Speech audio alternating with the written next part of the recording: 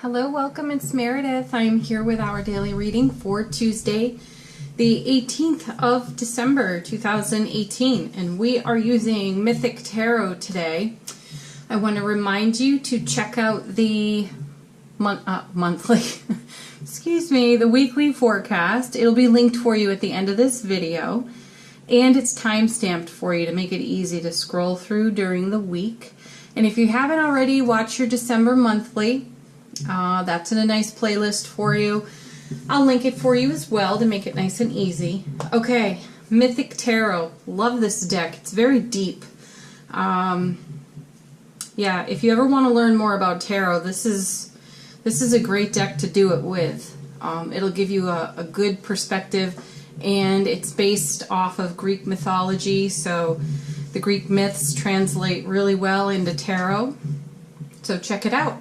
All right, let's see what's in the theme of the day for us. Card on the bottom of the deck, Five of Wands. Oh, the petty little dragons in our mind. This is petty inner arguments. This is arguing with ourselves, talking ourselves out of things. Phrases like, is it too good to be true? Is the other shoe gonna drop? What's the catch? Things like that. So this is something out of the matrix of belief that would have us not believing in our dreams, goals, and intentions. So we have to fight off the dragons of our frightened ego and get into our heart space and not judge it, witness it, nurture it, love it, because it needs more love, not less, and it just needs to be dealt with. So let's see how it relates to the rest of the reading. Okay, our first card. Death card. Interesting. Simultaneous endings and beginnings. That can be uncomfortable. Most people cringe when they see the Death card. Three of Swords, Tower. There's a few others. But we'll stick with those because they hit the highlights. But the Death card is... a new day dawns. There's something new on the horizon, and in order for that to emerge, something has to go. And this is where our fearful ego gets involved.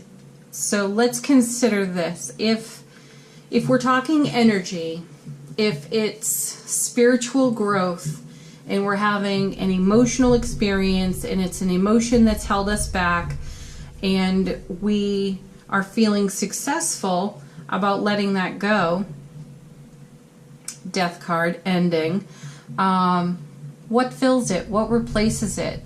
So this is where you channel pure raw love from the all that is, from the universe, into your being, and consider that if that energy left a vacant space, you want to fill it in with pure raw love.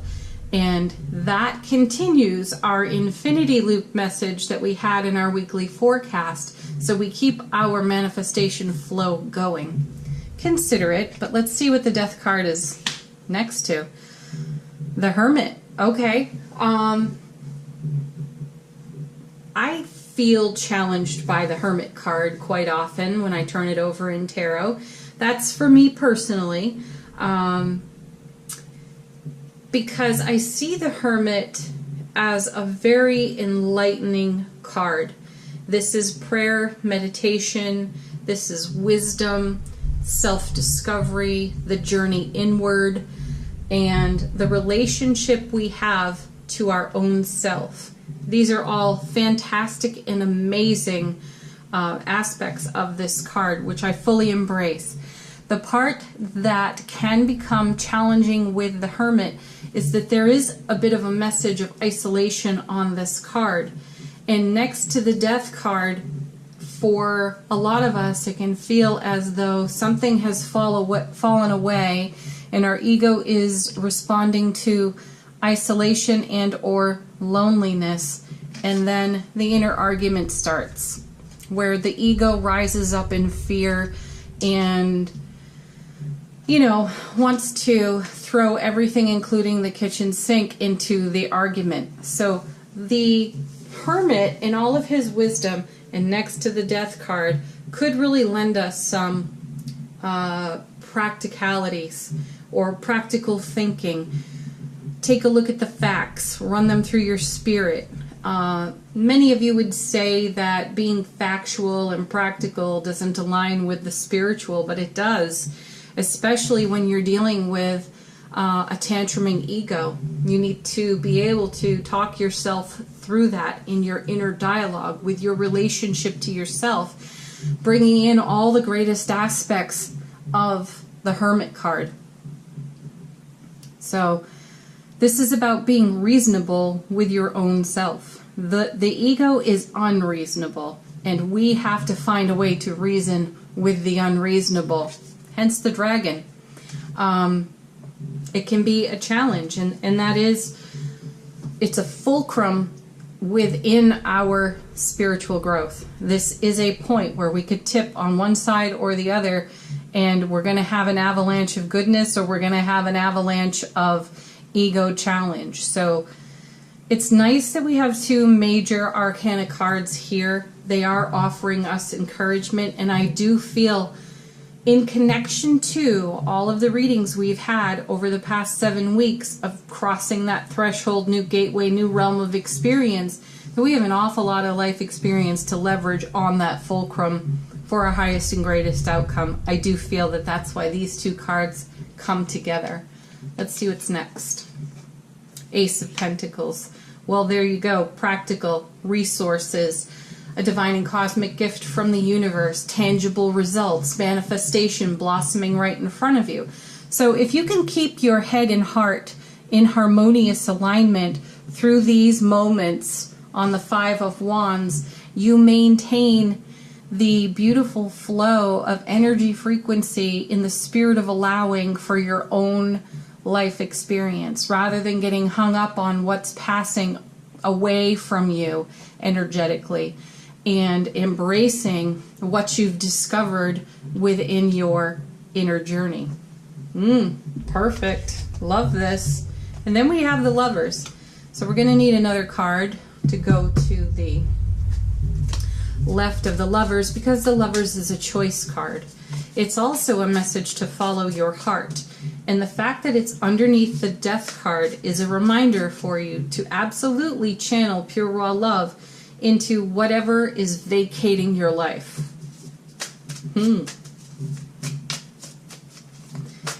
Nice. Boy, that's a powerful reading so far. Okay. Oh, very interesting. So the card to the left of the Lovers, we have two. And these two cards have been showing up quite a lot lately. The card to the left is our most likely choice based on the relationship we have with ourselves and how we typically choose. The card to the right is the heart's desire. So there's an element on the card to the right, I can't wait to see what it is, that we feel might be somewhat out of our grasp, or that it's too much of a leap of faith. Excuse me. Hiccups. Okay, so the cards to the left, our first one, Six of Cups. So this is something coming back around for us. This is the soulmate card. And there's an energy of recycling on this card. Something old is made new again. A person that we have not seen for many moons reappears. Some of you reconnect with an ex, and you have one of those moments where you're like, wow, I remember how sad and devastated I was, Death card, when that relationship passed out of my life. And then having had an opportunity to see this person again, there is this magnificent scope of appreciation and gratitude for the difficulty in that journey, Hermit card, Five of Wands, the recovery process. But there's real relief and gratitude on that. And there's a message here in the Six of Cups of a soulmate connection. So this brings perspective, contrast even, to your current relationships. And if you're in a beloved relationship, it fosters a deeper, expanding bond and appreciation for your current beloved. And if you're not focused on beloved relationship here, it's really the same message, just applied to what's most important to you, what you are in love with, your adventure, how you are of service. You have an opportunity in contrast and perspective to see how far you've come in your development, personally, professionally, and relationship-wise, whether that's with your friends, your family members, and again, of course, the beloved. So the other card that fell out with this one is the Two of Cups. So here's little Psyche sitting over here on the rocks, and it looks as though she's, is that Eros or Apollo? I can't remember which in this deck. Anyway, you know, here they are together, although she looks bound on this rock here, and he's about to set her free and offer a cup, which is amazing. Then she can offer her cup to him. Oh my gosh, I'm getting so off track. And, you know, then we see her over here as if she is waiting for his return, or she's in excited anticipation, even though that card looks a little bit somber to me. This connection is amazing. So here we are with the Lovers card. This is the first person you're thinking of. And then here we are on the Two of Cups. Two of Cups and Lovers together.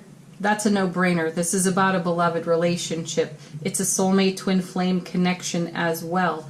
And Psyche may very well be recalling her time in the Death card and the Hermit card.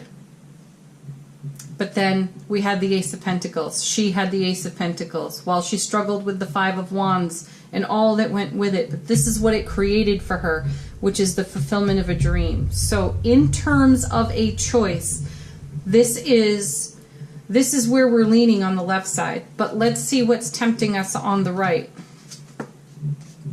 Eight of Cups. Here's Psyche again. She's descending into the underworld. She's going back to be with Hades. That's intense. So for some of us, the Eight of Cups is a card of movement. And the Eight of Cups specifically is a message of moving on from really good circumstances, decent circumstances, to even better circumstances. Now, in the Greek myths, many would argue it's not necessarily a good thing here that she's, you know, going into the underworld, because she's away for half the year. In these stories anyway. But to the right of the Lovers, this is the card that holds the element of the heart's desire, and the Lovers card itself is follow your heart. There is, though, on this side, and here's the risk to the card, it's a sense of loss, of leaving something behind that's really beautiful. And my guides are telling me, because it's here with the Hermit card, there's an aspect to this loneliness and isolation that was experienced after whatever was lost or passed out of your life. But within that, the gift came of enlightenment. The gift of enlightenment arrived for us, and we began to embrace isolation or loneliness as the joy of solitude within our relationship to our own self. And what I feel here is the joy of self-relationship, many people feel, becomes compromised when they make a commitment to a relationship. And there can be a sense that one's personal freedom will disappear by making a commitment. But they're willing to weigh that out on the scales of life, because the reward of partnership, beloved relationship, is so great. However, having weathered beloved relationships before, and partnerships that have fallen apart, and having to recover from them, many of us are reluctant because we don't know, will it stick? That's the leap of faith that we could find in the Fool, you know. I do want to draw our attention, though, to the Ace of Cups. There is a divine and cosmic gift on offer to us within beloved relationships. So the message I feel that is emerging from the cards here, while there is somewhat of a sacrifice to our solitude, there need not be any sacrifice whatsoever to our sense of personal freedom, the pursuit of our dreams, goals, intentions, desires, the pursuit of happiness as an individual, as a soul. And that's all something wonderful that we have to bring to our committed relationships.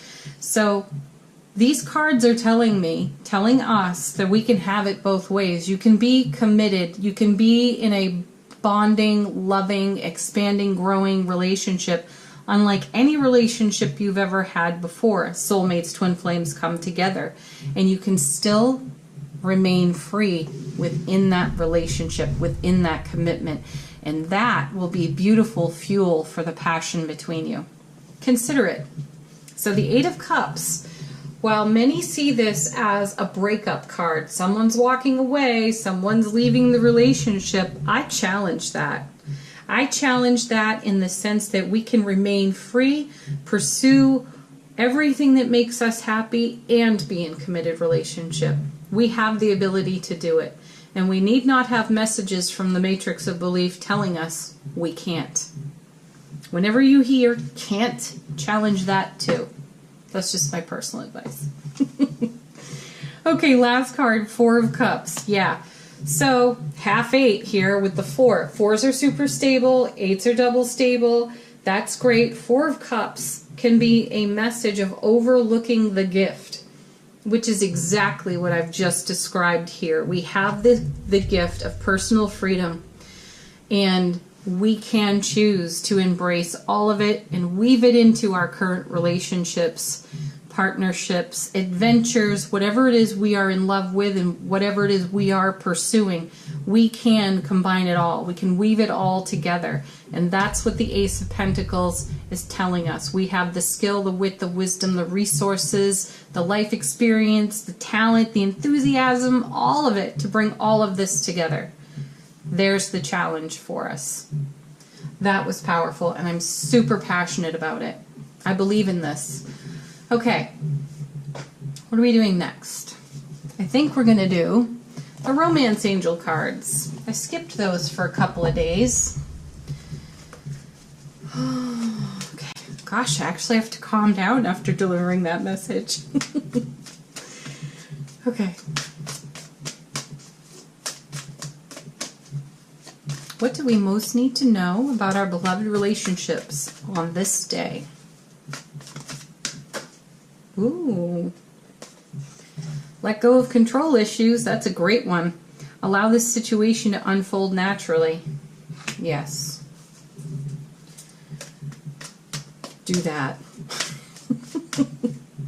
Don't get all Five of Wands about it. If you find yourself there, you know you need harmony between head and heart. Bridge that gap, and it'll settle beautifully on its own.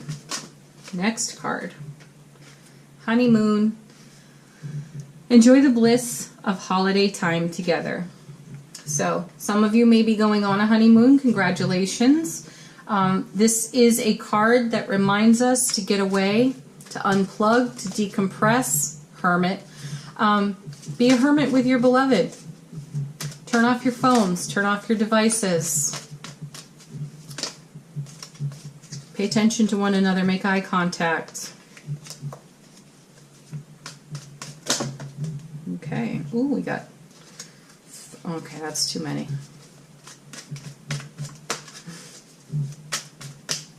My guides are so on top of the shuffling. As soon as I'm considering like throwing down all three of them, they're like, no, absolutely not. They're so chatty. I love them. Very soon, clearly decide what you want so that it comes to you now. Yeah. Here we are pushed back on that Five of Wands once more. What do you want? Are you going to go with a system, a formula that comes out of a matrix of belief that would have your relationships repeating themselves. None of you want that. I hear that in the personal readings all the time. And I'm excited about that because you're all striving for new horizons within your relationships. So if there's what you would deem a period of waiting, which I'm going to call allowing, it is a gift to you, Ace of Pentacles, Four of Cups, because there's always a gift in the Four of Cups. It's a gift for you to have the perspective to look upon your prior relationships and ask yourself, what will I do different this time? And do it and put it into place. Make it a part of you, Hermit. Again, this is why the relationship to self is so important. Okay. Clearly I have not calmed down. I'm still all fired up over this reading. Okay, though, let's go on. Angel Answers, your opportunity to ask a question, related or not.